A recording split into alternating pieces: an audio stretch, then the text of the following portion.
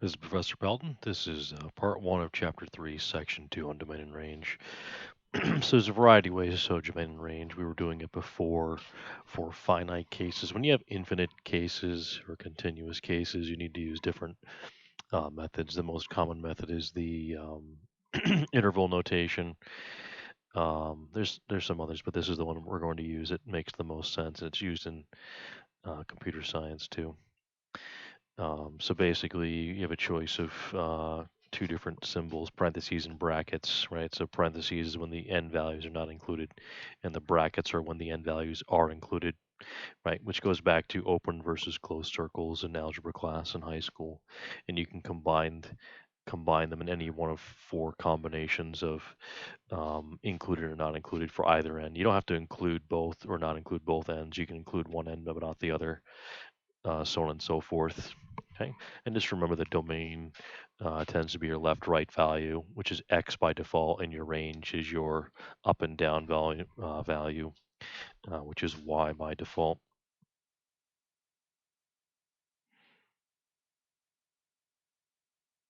Okay, so the domain and range are the following here. So the domain here is -4 to 4, and it includes the values. So basically, every value from -4 to 4 on the x-axis is included, including those values. It doesn't matter where you plug. So if I plug a point here, right, that's -2, that exists. This is -1, 1, +2, +3, all the ones in between exist, right? Because there are infinite number of values between -4 and 4. So the range is -6 to 6, right? Every value from -6 to 6 exists on this graph, essentially. Okay, up and down. There are infinite number of values. You include those values of 6 and -6. Okay, so domain and range of this line is -infinity to infinity. The reason I know that is because I have arrowheads on here, which says it goes in infinite directions left and right.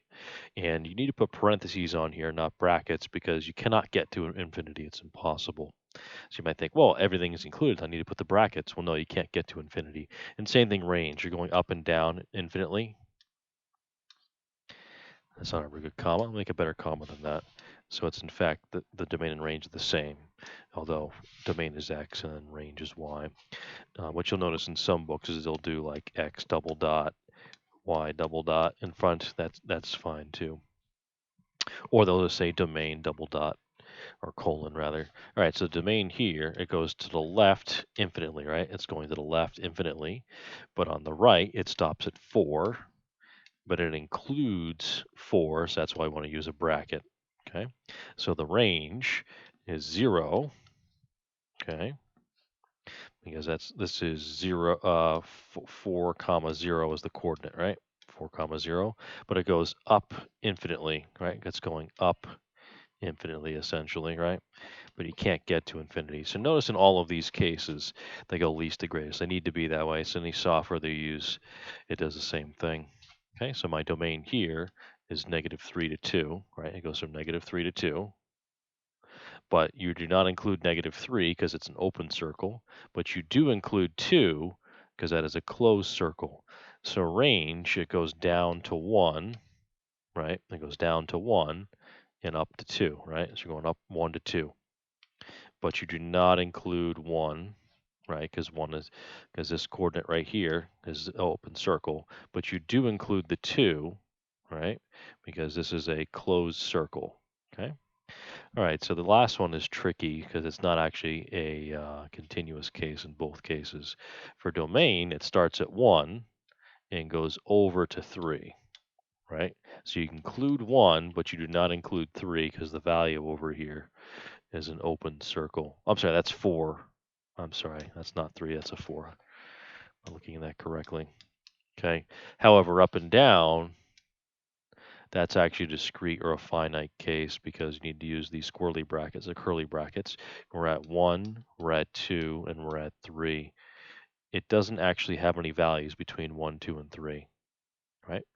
So all of these cases are continuous except for that one. That's a discrete case. So there are infinite values between all of them except for that last one. All right, pause the video, try student problems for yourself.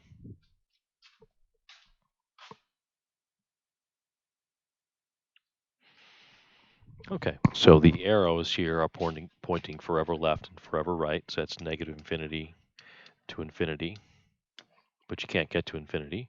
So it's going down forever, right? They're pointing down forever, but I'm only going up to, what is this, 1, 2, 3? And I'm going to include 3 because that's actually included in the domain. So here, left to right, is negative 3 to 3, but we include the endpoints because those are solid, right?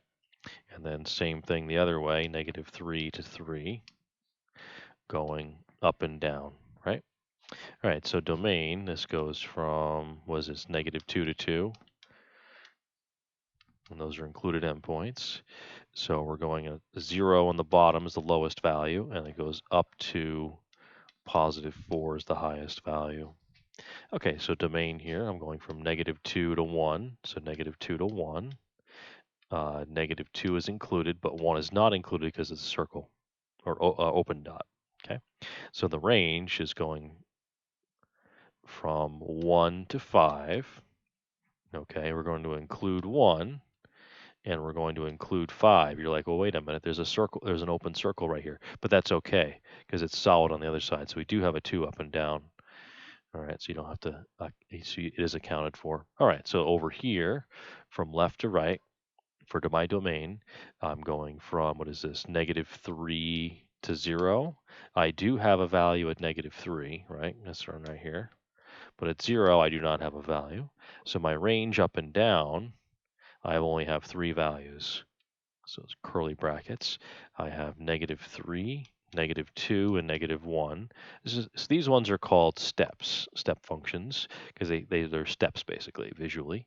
And there's gaps in between where there's no values that exist. There's no value between negative 3 and negative 2. That's why I need a discrete case. All right, that's the end of part 1.